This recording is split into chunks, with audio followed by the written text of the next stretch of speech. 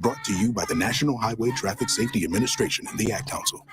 Most parents have a homework schedule for the weekdays, but don't forget to cover the weekends. I'm Jenny Benson, president of the Nebraska State Education Association. A good way to avoid a problem is to set a homework schedule for the weekend. Set aside a couple hours of homework time on Saturday and help your student avoid staying up late Sunday night to finish a project. Remember, communicating with your child's teacher is vital for student success. Sponsored by the Nebraska State Education Association, aired by the Nebraska Broadcasters Association and this station. Hey, it's me, your cell phone. We need to talk about something serious. I know you love me. I know you like using me wherever you are, but I feel like this isn't working out when you're driving.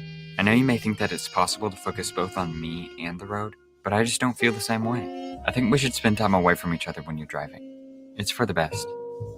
Visit StopTextStopWrecks.org, a message brought to you by the National Highway Traffic Safety Administration, Project Yellow Light, and the Ad Council.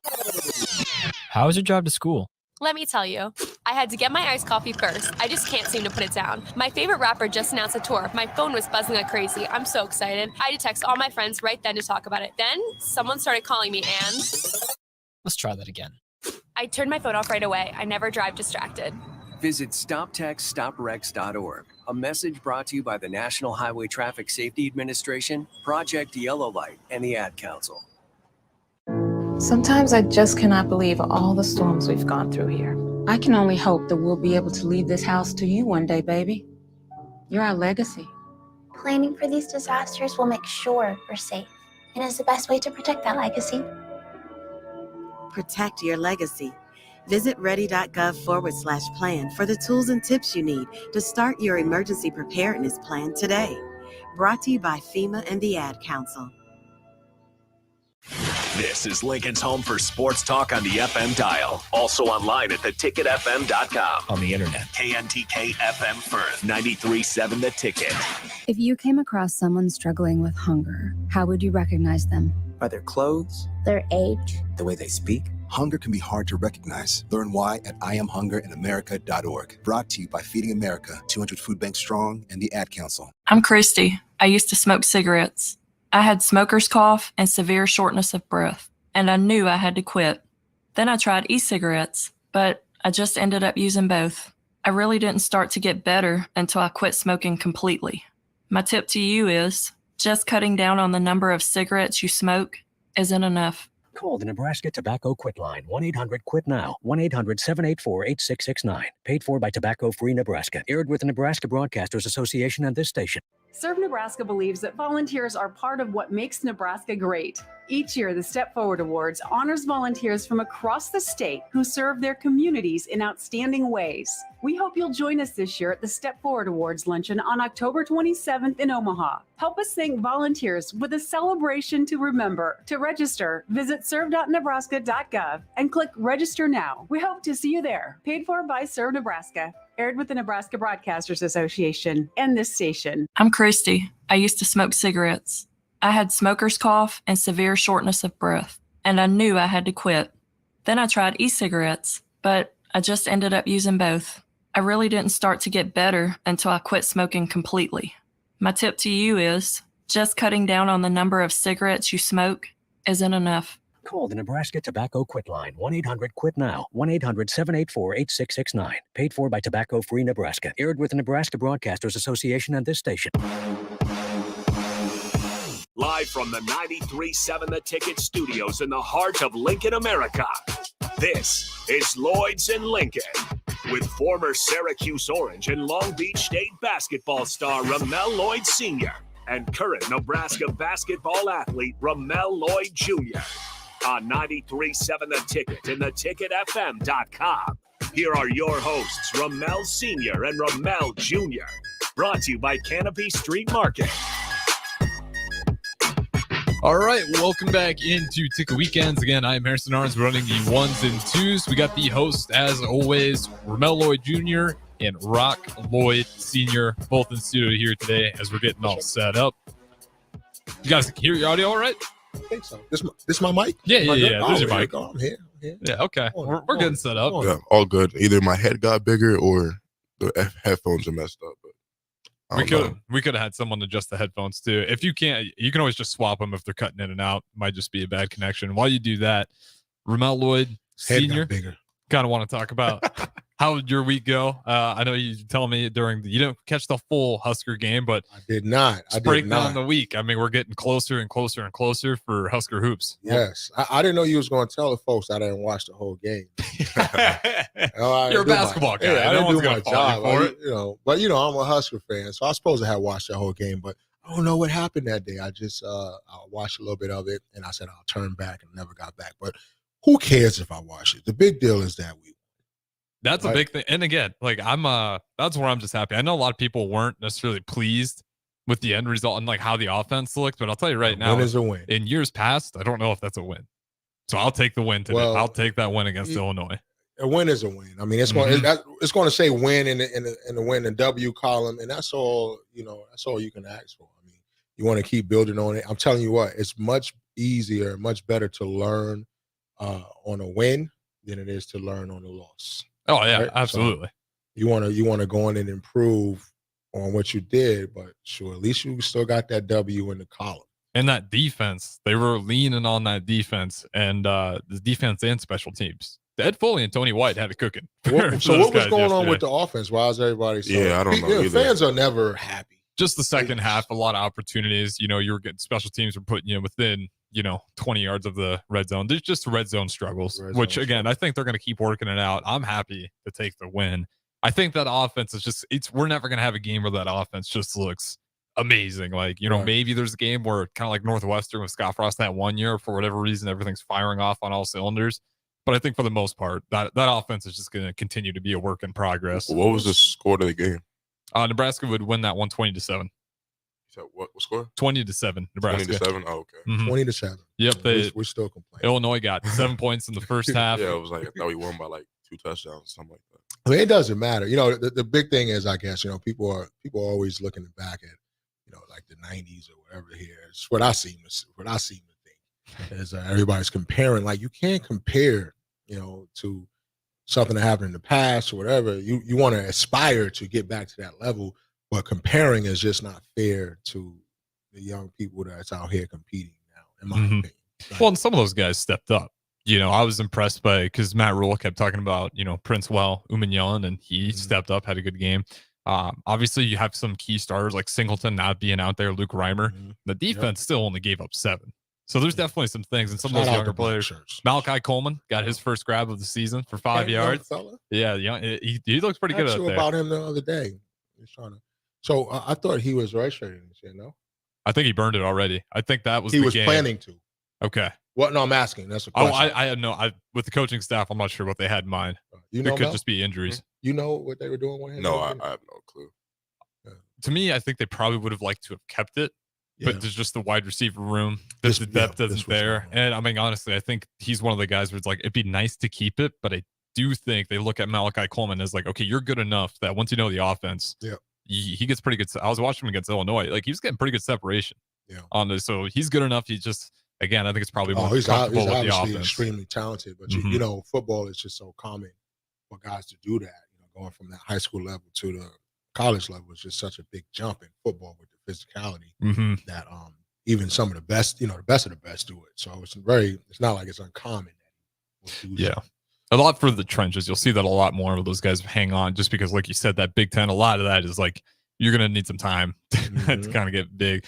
We do have one from YouTube, which kind of makes me laugh. He says, does this guy on the right play? He looks like a linebacker. The guy on the right, who's that? That'd be you. I'm the guy on the right. Well, it is partly my show. It's called Lloyds in Lincoln. So, I'm Ramel Lloyd Senior, and no, I don't play football. I didn't play football. I played basketball. For those of you listening, it is Ramel Lloyd Senior's father and son show with obviously Ramel Lloyd Jr. on Nebraska basketball. Mel, I kind of want to talk to you about that because we talked about the jump. When you made that jump, from high school into the Big Ten, what did that look like physically for you? Did you walk in knowing that I'm going to have to get a lot of work done in the weight room, or is it just kind of, what does that whole process look like? Well, yeah, physically there's always a jump, but I think basketball is a lot different than football. So physically you don't have to be as much prepared, I guess you should say. Like football, obviously most of the sport is physical. So But basketball, no, it's just really more of just jumping into like the new schemes and things like that. But physicality is a big part of it. But at the same time, you can get away with not being as physical in basketball. What's the hardest thing to grasp when jumping to the next level? Is it just the X's and O's? Personally, I think it was X's and O's. Personally, X's and O's, things like that. Yeah. Okay. What about you, Ramel Lloyd Sr.?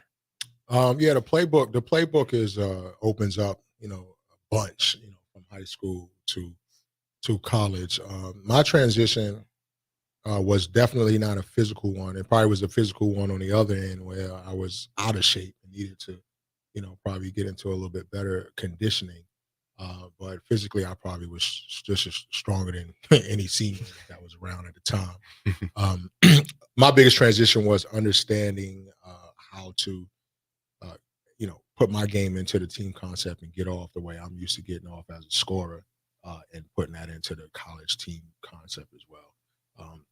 That was like one of the biggest reasons we decided that we wanted to have Ramel go to a very, very competitive high school, as far as, the teams that they played against, and the practices every day to get him to not have him have that curve that I had of being the best player on the team, not being as challenged as much in practice every day, being able to get away with a lot of bad habits because you're just so much more talented than your peers or the people you're playing against. So I think that was the biggest jump for me. I think Ramel was much more prepared for it because he played at the absolute highest level that you can play at in high school, and he had teammates that were also very, very high level Division I players. So they practice at that level, and I think he was much more prepared than me. Do you agree? Yeah, I would say so. What's your favorite part about playing on those high school teams when you just got guys that are highly already sought out by colleges throughout the country? It was fun. Everybody had their own things going on, so it was like the biggest part was just coming all together and just enjoying ourselves. Really, nobody had to do too much, or what I'm saying. So it was more about winning than anything else. So it was fun. Is it tough to find your role on those kind of teams, or is that like kind of conversations you have with the coaches before all that even kind of gets set in play? Well, it kind of just plays out the way it plays out. We go into practice. I mean, we competed in a scrimmage every day. So everyone's on like ground zero. Doesn't matter who you are. Yeah, I mean, if you playing, you playing. Like if you're doing well, you're doing well. So it was kind of like a battle every day, and whoever came out of that battle, less scarred than the other ones is going to be on the court. Yeah, scarred literally from those practices. Yeah, but actually scarred. Yes. Speaking of your teammates, one of your teammates had a birthday the other day. Bronny. Yeah, Bronny. Yeah. Bronny's birthday. Happy How old is birthday, B? 19. 19 now? Yeah, 19. Man, I'm just really excited for, obviously, because we got NBA. Bulls got some more preseason games today, but once college basketball gets rolling through, I mean, I want to ask you guys this: like, when college basketball starts running through, do you think that is a better product to watch than the NBA right now, or vice versa? Because I hear the argument like that college game isn't as fun to watch, but then the NBA, I'm hearing the same thing. Like, what right now do you think has a more enjoyable product night in, night out? I would say college, but I think obviously when it comes to playoffs and certain big games, NBA players obviously turn it up to another level. So I would say college for regular season, and then when it comes to playoff time, I'm gonna go NBA. I like that answer. I pretty much can agree with that, but I think that the stage that Ramel is in, as a parent, the stage that he's in his career is he's in college. So I'm extremely excited about the college season, just because I get a chance to see my son play. And then also he's in college in an age group of all the different kids that he's played against coming up, kids that I've coached, kids that's been on our teams as he's been going up. They're all spread throughout college. So like I get super excited as an ex-coach or trainer or mentor to a lot of those guys that are playing at the college level. So just for me having a personal relationship with a lot of these young guys, I get extremely excited about watching college basketball and seeing those kids succeed at that level. Yeah, I'm the same way.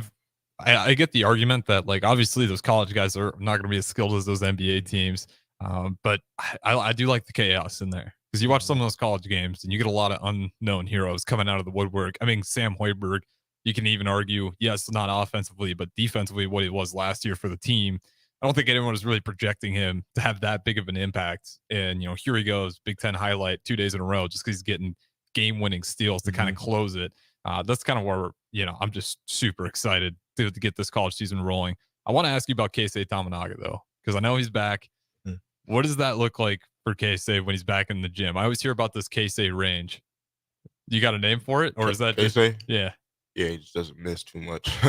That's all you can really say about Keisei is if he's open, it's going in. What was the first time like getting to actually practice and work out with a guy like that? That's range is like, yeah, you hear about it, but then actually seeing it. Yeah, I mean, you really don't believe it until you see it. I mean, it's something where, especially playing against him in practice and guarding him, where if he gets it off, if he gets it off and you're not like literally right in front of him with the hand in his pocket, it's probably going in. So it's it's tough, but especially with our rules and principles, we practice defensively. We all know our scheme, so everybody knows like the weaknesses in our defense because always we run it. So it's easy for us. It's like not easy, but our shooters are able to find the windows and spots to get open in practice. So it's tough to guard them for sure. What is having a guy like that, a Keisei, or any guy with that range? What does that allow for your offense to take advantage of? Like, why is it so crucial to kind of have those spacers out on the court? Yeah, definitely. Running plays and things like that through him. Like, say we run a floppy for him, and then obviously they know he can shoot. Two guys go out with K, somebody's wide open for a slip, and that's a dunk. So he opens up a lot of things for everybody because everyone's so focused on not letting him get shots off. I'm just excited to watch it. I got a good feeling about this year. I do like the guard depth that you guys have. And again, I'm curious what you think your biggest strength of right now. Obviously, some of these things are going to unfold in front of us. But right now, looking at that locker room, what is a group or position group that you just feel like you're really confident in, whether it's because you have depth there, whether it's because you got some studs just showing up in practice? Yeah. And what are some of your more confident strengths going into the season? Yeah, I would say the biggest thing is I think we have a full team of versatile guys. I think we have a lot of versatility, can play a lot of different lineups. We have good size all around the board. So I feel like we can do a lot of different things to pull out games if need to be. Rock, from your perspective, what are you thinking? Yeah, that same on my part. I mean, it's like you said, I think the key word is versatility, to be able to play different styles, different ways, different lineups, shooters, speed, size, compete at a high level in any style of play. So yeah, we're definitely looking forward to the season. Don't talk about it much here on the show. We've been talking so much about football because football has been going on, and we've just been preparing for the season. But definitely the excitement. I mean, that's what he's here for. That's what I'm here for. So I'm just excited that I get a chance to be in the building and watch him play and watch the team have success this year for sure. Yeah, you already got your nice season tickets all set up, or how does that work? They can hook you up with those, or you got to find them yourself? No, well, he doesn't need season tickets because I can leave him tickets. Okay. Yeah, I don't. Yeah, I can I use my parent tickets, and they put us in some pretty good seats, and we just sit in the parent section. Okay. But I don't know. I might have something up my sleeve. We'll see when the season starts how that goes. If where I'll be sitting. Yeah, absolutely. What is the first home game? Official home game. I know we have the one where I don't know. UNO comes down and Doan comes down. That's kind of like the preseason, get everyone warmed up. I have to look it up. Yeah, I know Ramel don't know. Yeah, because I want to get that out there because again, PBA. It's still last year we kind of got to see its potential when it really started. Florida A&M, November 9th. November 9th. Yeah, that's actually right around the corner. That's what I'm saying. Like a month away. Isn't it? What's today's date? The 9th? Yeah. Today's the 8th. October 8th. Doan is Sunday, October 29th. And then you got Linwood. Is Linwood? Linwood is a real game. Linwood's a real game. That's a real game. So I'm sorry. You got November 6th. That's the first opener. Against Linwood is the opener. And then the next one is the 9th against Florida A&M. And those are both at home, right? Yeah. Okay. A lot of games at home this year. Our whole non-conference. Whole non-conference is basically at home. Except you got the game against Oregon State that's in South Dakota, and then you play against Kansas State in Manhattan. I know we got Creighton at home this year. Yep, Creighton's at home. That's December 3rd at home. Yeah, a lot of chances to go out to PBA and a lot of chances to, use that six man per se in the crowd and the atmosphere to boost the morale and get some wins here. So it's definitely going to be an exciting season. I can't wait. Have you guys ever played in a game where you felt like six man, speaking on the crowd, like made a significant impact? Like you actually kind of saw the other team maybe falling apart a little bit due to the noise or just the momentum kind of getting sucked out of them? What you think? I got an example from last year. What do you think? Personally, I haven't.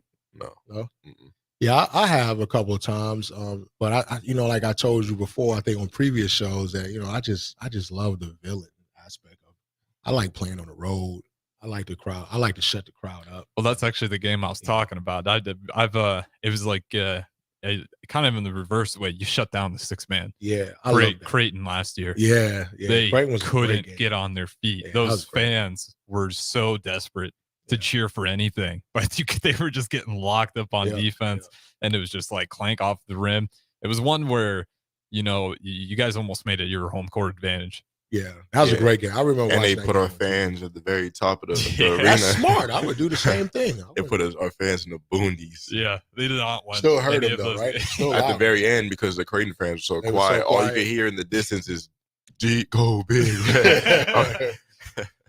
That's probably one of my favorite games I think I've had watching Nebraska basketball in a long time. I'd have to go back in time. There's some games with Teron Petaway that were pretty awesome to watch. Obviously, watching guys like Trey McGowan's just incredible. And then Isaiah Roby. I mean, we've had some real NBA talent to run through there. What does that kind of mean for you guys? Like, I know Bryce McGowan's is pretty frequently coming back.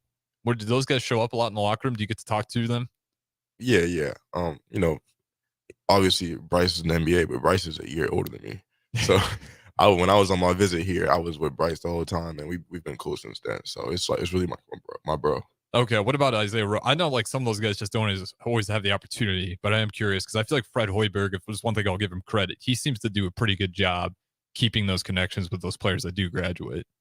Yeah, I personally haven't met Isaiah Roby, but I seen he was at wasn't he at opening night? I think it was opening night. He could have been. I think I don't think Delano Banton was there, but I do want to say Roby made it. Yeah, I think I seen Roby there, but I haven't met him personally. Okay, I was curious because it just feels like what Fred Hoiberg's building. Yes, the wins and losses haven't been great, but it's on the upward trajectory, and we're starting to get some real NBA talent. So when you guys are looking at schools, is that something that why Fred Hoiberg was kind of a good pick? Because that is a guy that has some track record of getting guys into the league, and he's been in the league with the Bulls himself. Yeah, coach has done it at a high level at every position at every level. So a guy like that is hard not to trust in terms of development and just knowing how to get people where they need to go because he's done it at the highest level at every level. What do you see in Coach Fred Hoiberg in this, especially this season? I feel like he's really starting to kind of get his foundation pieces in. Things are starting to click. What has kind of been the things that you've been most pleased to see with Fred Hoiberg and how he's kind of handling his operation? Yeah, I mean, during our recruiting process, which was probably a couple years ago now, we definitely felt we felt very confident and the fact the background that Fred has. Obviously he played at that level.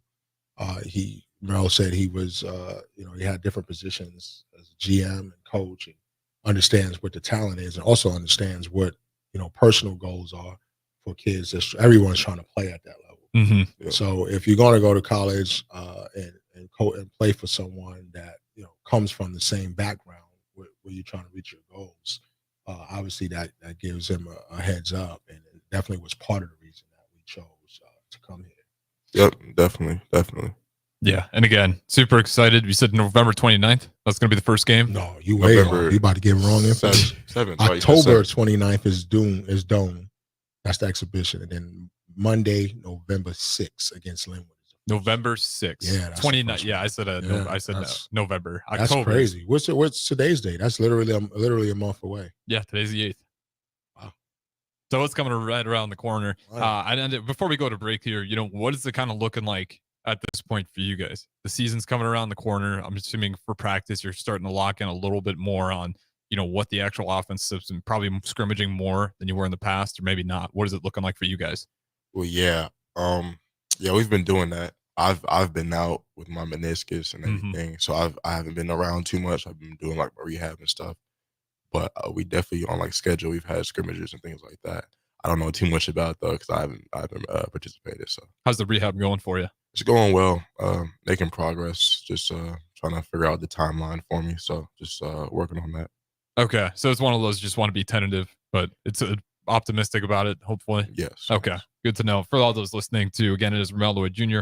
of Nebraska Basketball, and of course, the host, Rock Lloyd Sr. as well. I'm Harrison Arns running the 1s and 2s. We'll go ahead and throw it to break. But before I do that, again, you guys can feel free to join the show. Starter Heyman text line 402-464-5685, streaming on Facebook, YouTube, Twitch, Twitter, and iLoad channel 951. This is Lloyds in Lincoln. We'll catch you guys on the other side of the break. Chances are you're a busy person. Chances are you'd rather not drive down to Beatrice for your favorite desserts. Chances are you'd really benefit from a Lincoln location for all of your fruitcake, liqueur cake, and breakfast bread needs. Insert Beatrice Bakery in downtown Lincoln, 1040 O Street, the new 93.7 The Ticket Studios. Just grab a cake out of the cooler, pay at the counter, and you're headed home with the delicious, fruity, nutty, decadent treat of your choice. Beatrice Bakery, online at beatricebakery.com or now in downtown Lincoln at 1040 O Street. An entire week of celebrating Lincoln's craft brewers is just around the corner. October 2nd through the 8th is Lincoln Craft Beer Week. Head to lincoln.org/beer-week for a complete schedule of events at your favorite local establishments. Brought to you by Visit Lincoln. Remember to enjoy responsibly. It's 5 a.m. Help me find my keys. I gotta get to a Nebraska Lottery retailer early before they run out of Trucks and Bucks tickets. I really want to win one of the 8 new Ford F-150 XLT Super Crew Flex Fuel trucks they're giving away. Tom, we've talked about this. Trucks and Bucks is the Nebraska Lottery's most popular scratch game. So tickets are going to be around for quite a while, and it doesn't matter what time of day you buy them. Do you understand? Yeah. All right, you sure? Yeah. Okay, so get back in bed. As soon as I get back. From where? I've got to get to a Nebraska Lottery retailer early before they run out of, breakfast burritos. Yeah, breakfast burritos. Play $2 Trucks and Bucks from the Nebraska Lottery. You could win one of 8 2023 Ford F-150 XLT Super Crew Flex Fuel trucks. Ford F-150 is a registered trademark owned and licensed by Ford Motor Company. Top prize odds 1 in 336,000. If you came across someone struggling with hunger, how would you recognize them? By their clothes, their age, the way they speak? Would you notice a 16-year-old boy who got his first job? Not for extra spending money, but to help feed his little sisters? Or a mother who's in between jobs And sometimes goes to bed hungry so her kids can have dinner. or a 14-year-old girl who signs up to every after-school activity, not to make friends, but just to get something to eat. Or a retiree who fell ill and had to choose between getting medicine or groceries. I am the 1 in 8 Americans who struggle with hunger. People you pass by every day but never knew were hungry. I am hunger in America. Hunger can be hard to recognize. Learn why at IamHungerInAmerica.org. Brought to you by Feeding America, 200 Food Banks Strong, and the Ad Council. Finally, a good reason to have a smart house. Just say, Alexa, play 93.7 The Ticket, and we'll magically start playing. How's it work? Nobody knows. Don't ask questions. As an 18-year-old, I let my mistakes kind of take over my life. I was 0.5 credits away from completing high school, and I didn't do it. 10 years later, at age 28, Jackie finished her high school diploma. When I found out that I was pregnant, I know that I had to do something for myself if I wanted to make her a better person and provide a better life for her. My family never stopped pushing for me to be better because they knew what I could become and who I could become as a person. My support team is amazing. The educational director, my sister, and even my 7-year-old daughter has just been more than the support that I could ask for. I've been given an opportunity, and I'm just thankful for it. No one gets a diploma alone. If you're thinking of finishing your high school diploma, you have help. Find free adult education classes near you at finishyourdiploma.org. That's finishyourdiploma.org. Brought to you by the Dollar General Literacy Foundation and the Ad Council. My early Alzheimer's diagnosis was hard to take. But it gave my mom and me more time to plan, together. Talk to your family about seeing a doctor. Go to alz.org/time-to-talk. A message from the Alzheimer's Association and the Ad Council. Finally, a good reason to have a smart house. Just say, Alexa, play 93.7 The Ticket, and we'll magically start playing. How's it work?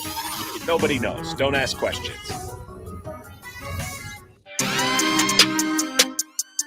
You're listening to Lloyds in Lincoln with your hosts, Ramel Lloyd Sr. and Ramel Lloyd Jr.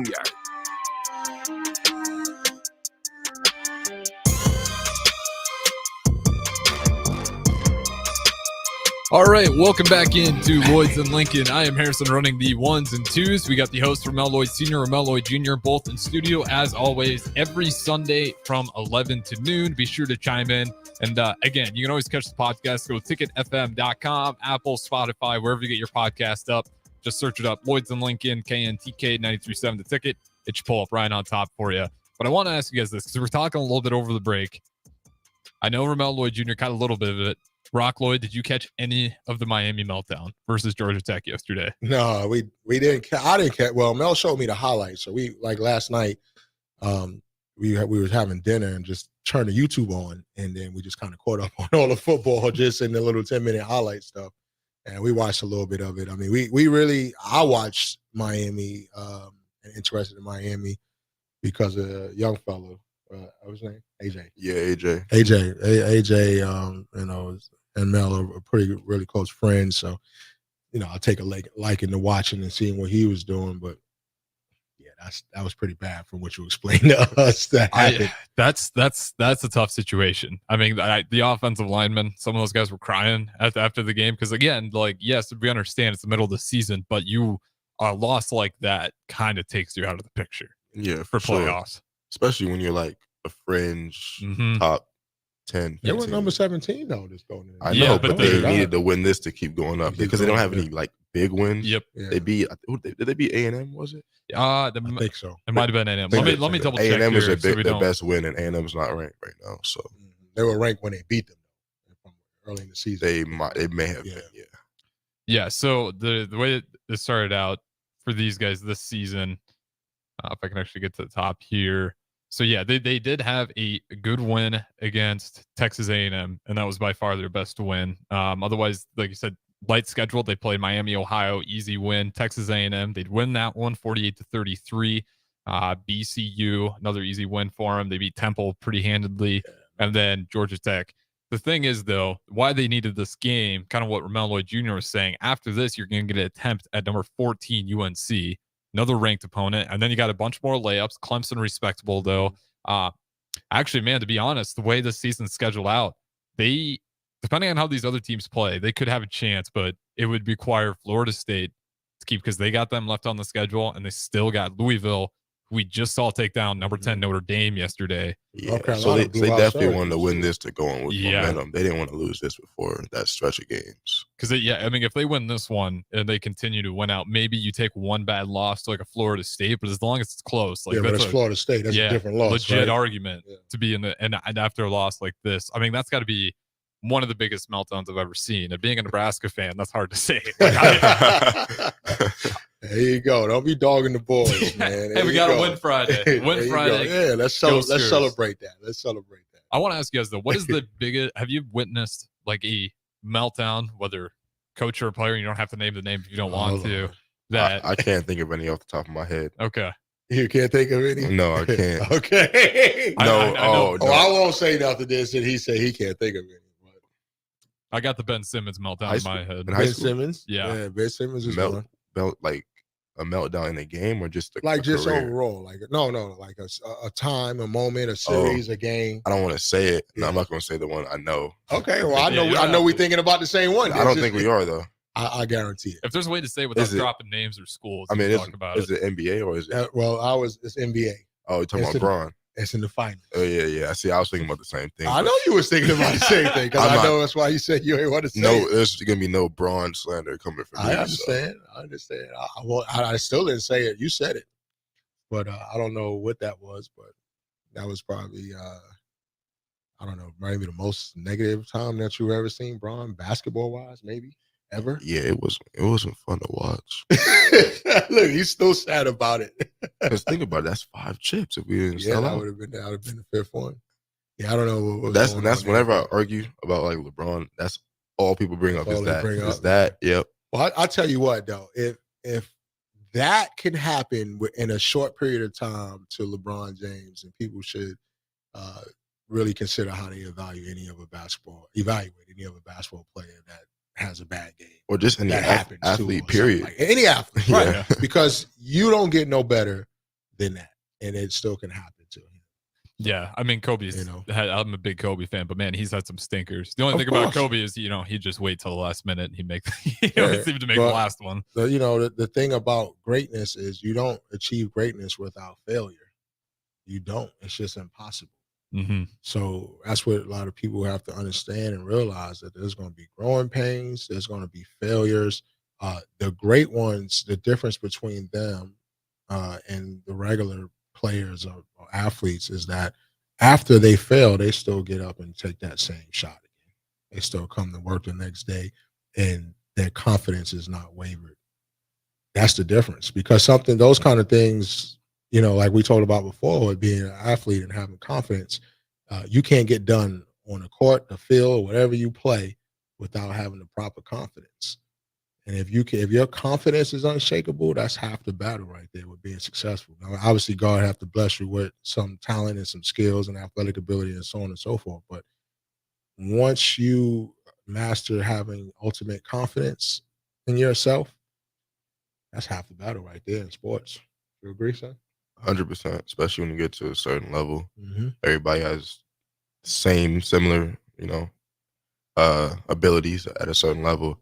So once you get here, it's really confidence and just like you said, confidence, just know who you are. Mm-hmm. Ramel, you ever lose your touch on a shot and then have that confidence start to get shaky? Yeah, I mean that's happened to everybody. Yeah. That's So happened to what was everybody the at certain process points. kind of look like getting through that? Because I mean, we see, like you said, we see Klay Thompson go through those Shooting slumps. like at least shooting like 5 more until one goes in. Yeah, I'm gonna keep shooting until one goes in.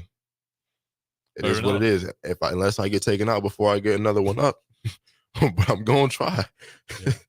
Now there's exceptions to that, and the reason, not really exceptions, but this is the rules that go along with that. That you have to put in the work and the practice off the court.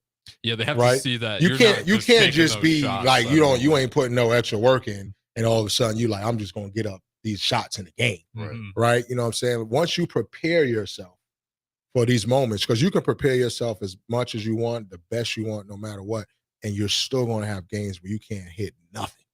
Right? Now you still have the right to continue to press it if you know that you put in that work, and your teammates know you put in that work, your coaches know you put in that work.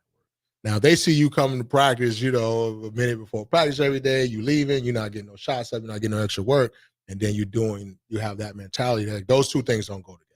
Work and that mentality goes together. So if you put your work in, you gotta live with it. You gotta live and die with it.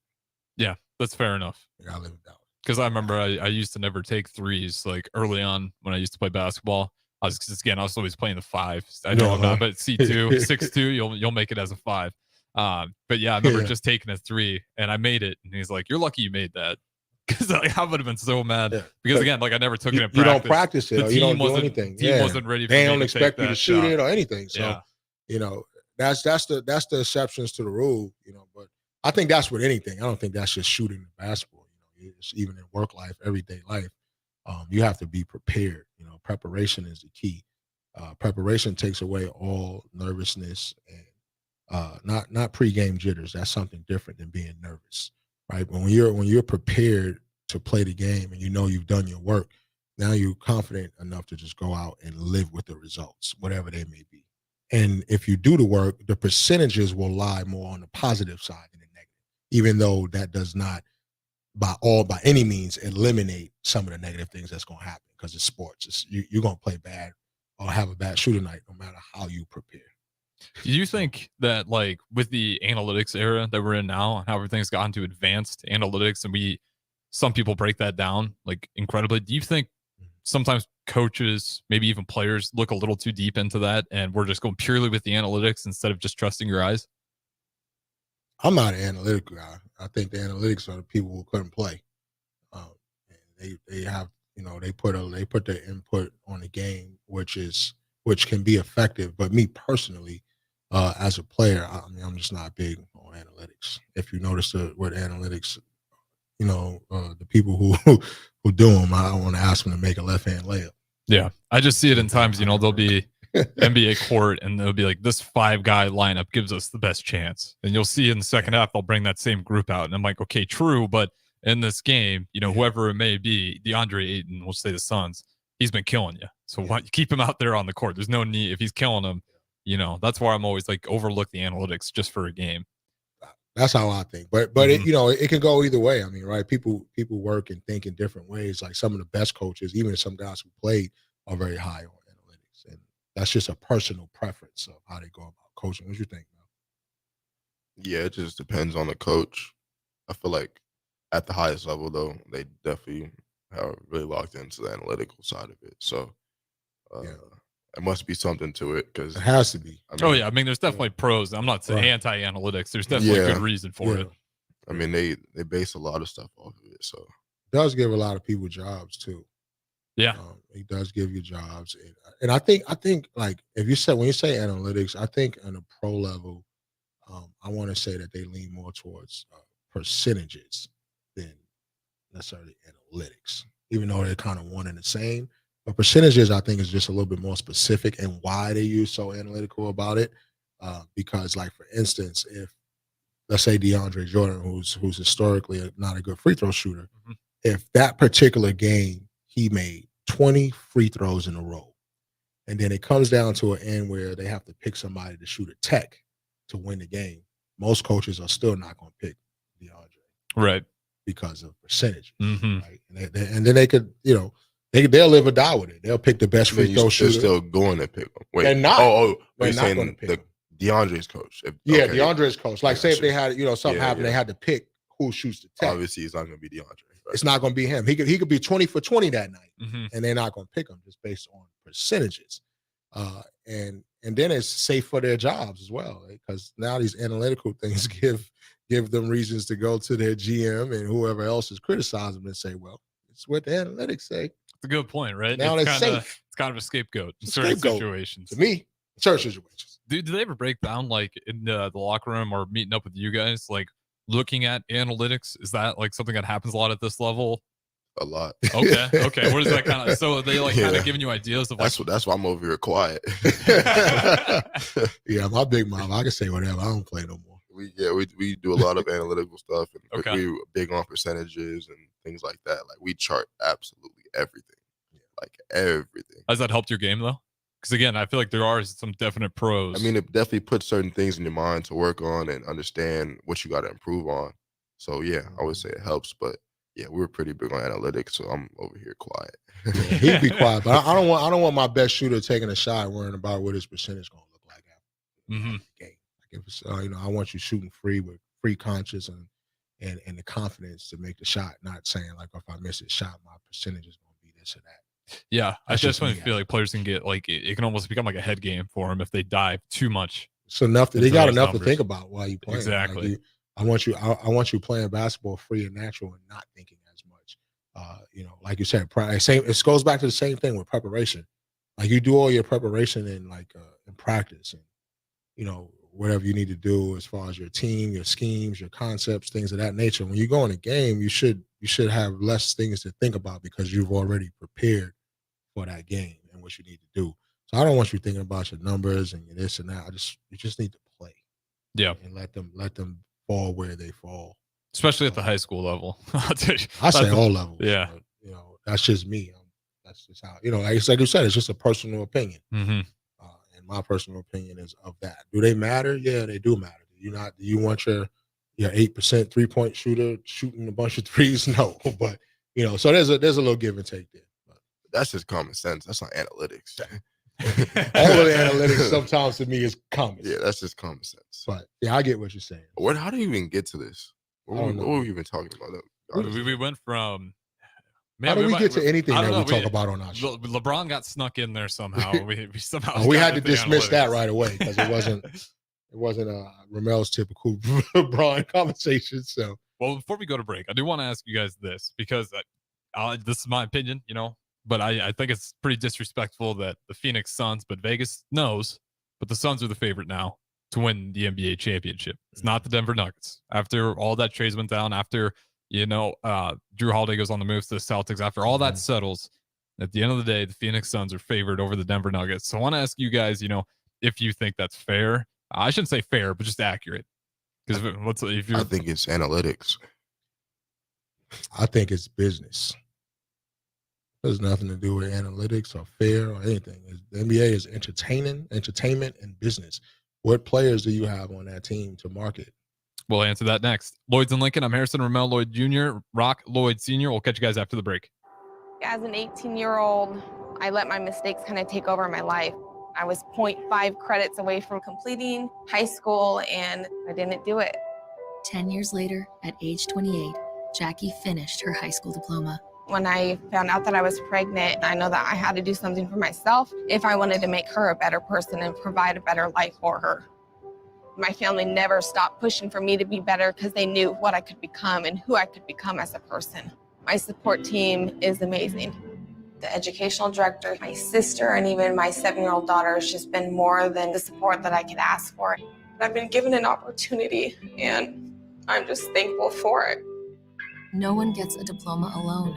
If you're thinking of finishing your high school diploma, you have help. Find free adult education classes near you at finishyourdiploma.org. That's finishyourdiploma.org.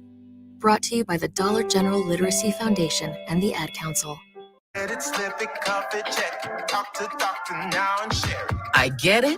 it, cuff it, check it twice a day. I get it, slip it, cuff it, check it in the morning and before dinner. I get it, slip it, cuff it, check it, and share it with my doctor. Nearly 1 in 2 U.S. adults have high blood pressure. That's why it's important to self-monitor your blood pressure in 4 easy-to-remember steps. It starts with a monitor.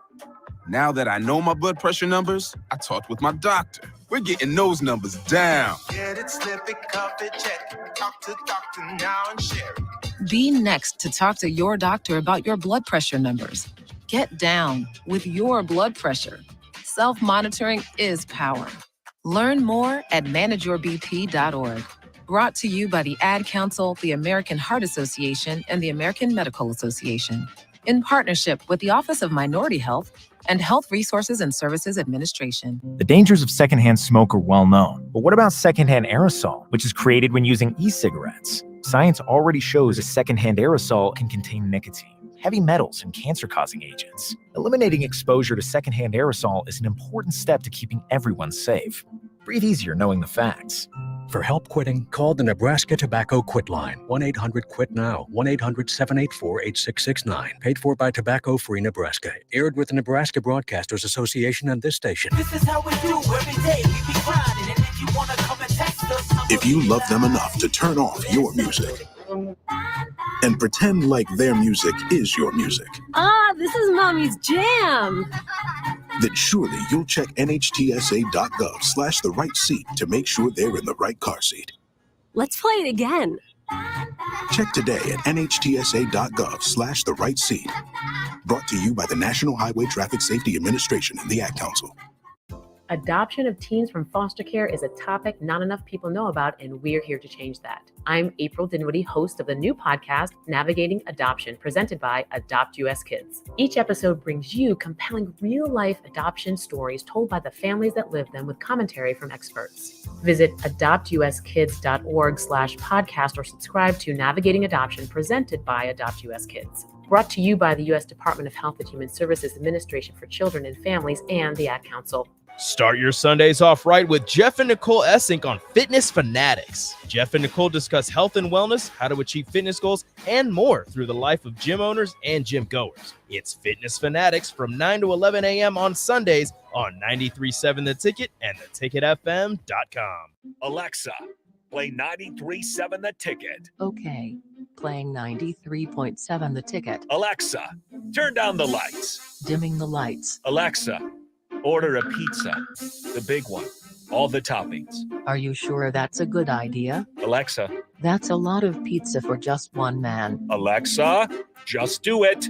Stop judging me, just do it. As you wish. Thanks, Alexa. You're my best friend.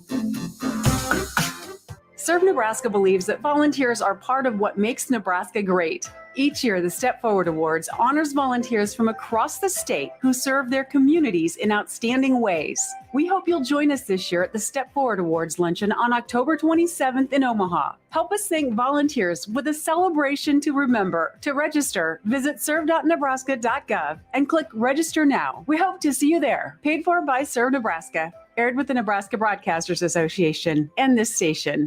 Reading is an important key to student success.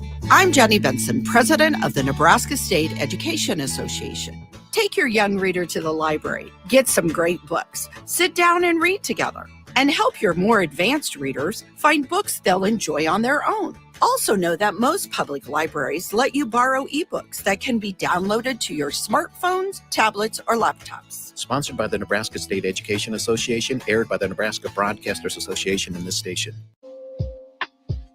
You're listening to Lloyds in Lincoln with your hosts, Ramel Lloyd Sr. and Ramel Lloyd Jr.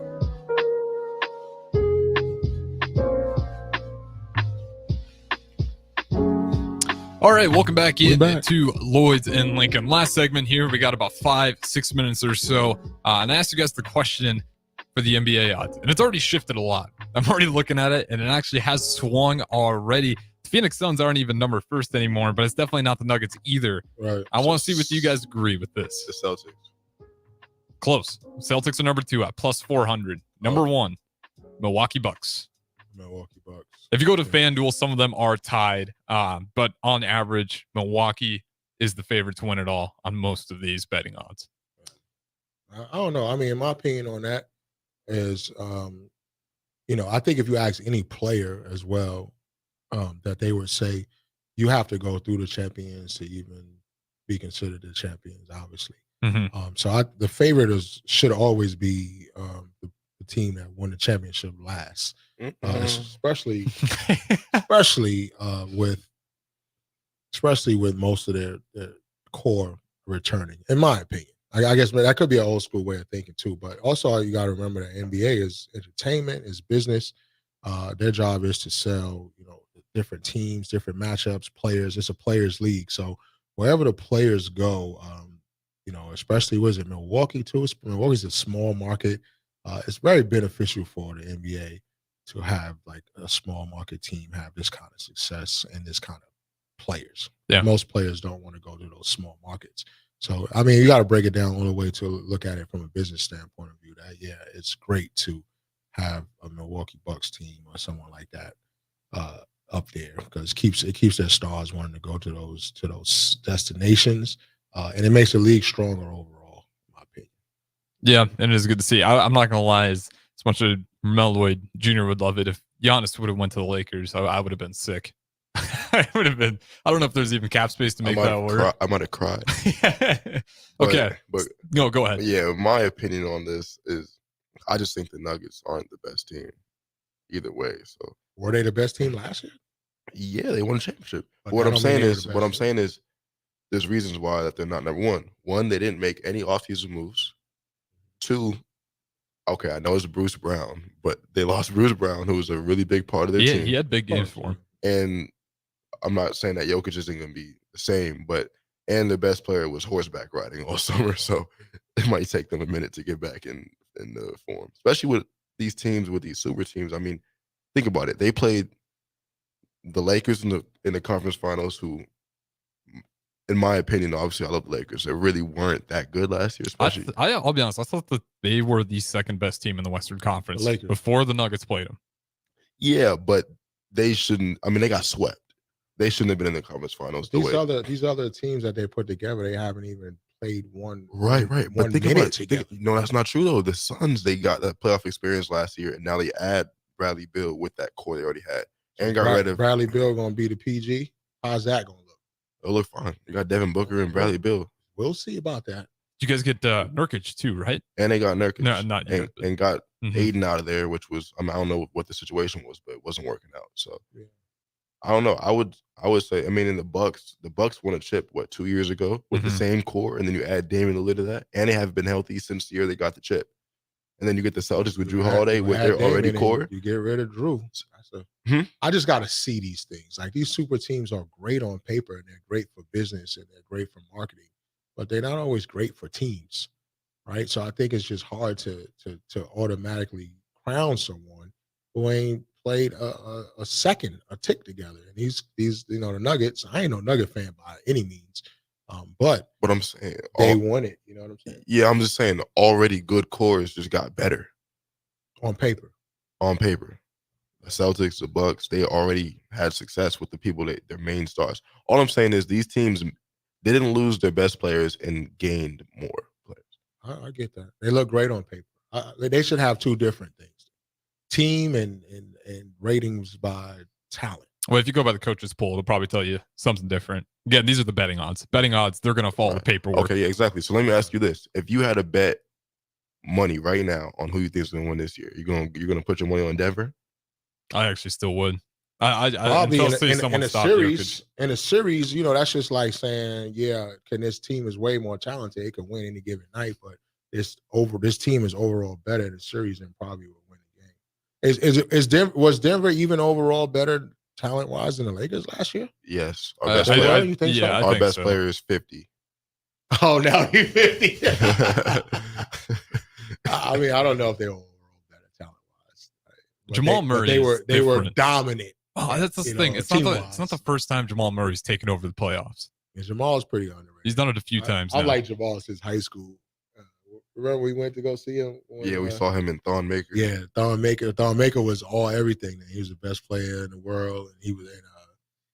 Jamal was the point guard on that team. Orange Thorpe, is that the name of it? Orange something. One of them Canadian prep schools.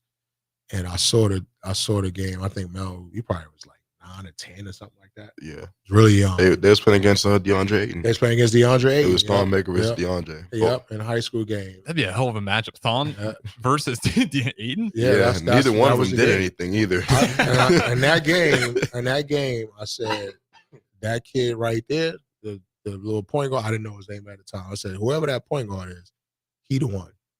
He's the one. And nobody knew who he was. Was he? Well, people knew he was, but he was from Canada. Yeah. So it was a little weird, but he still wound up at Kentucky. So people knew who he was.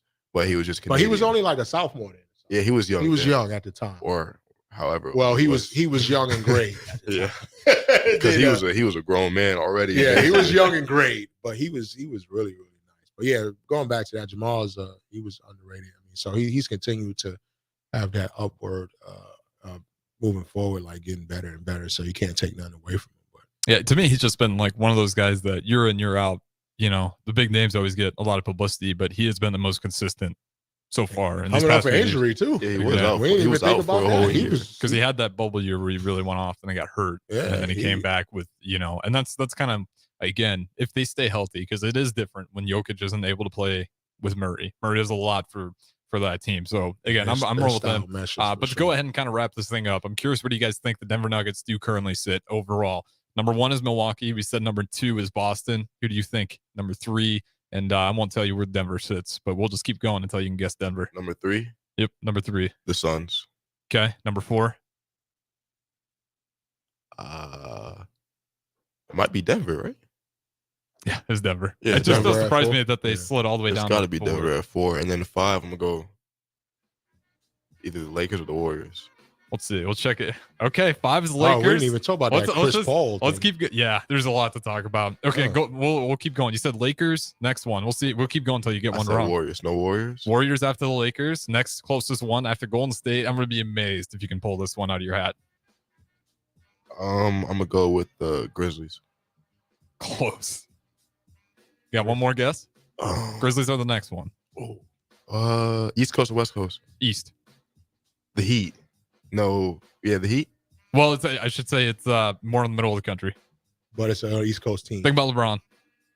Cleveland? I wasn't going to get that. Pretty good, though. You're pretty much getting them all in a talented. row, though. Yeah. But we got to get out of here. Again, this has been Lloyds in Lincoln. I'm Harrison running the 1s and 2s. Rock Lloyd, Ramel Lloyd Jr. in studio as always. Be sure to catch the podcast. Catch you guys next week. We hit different.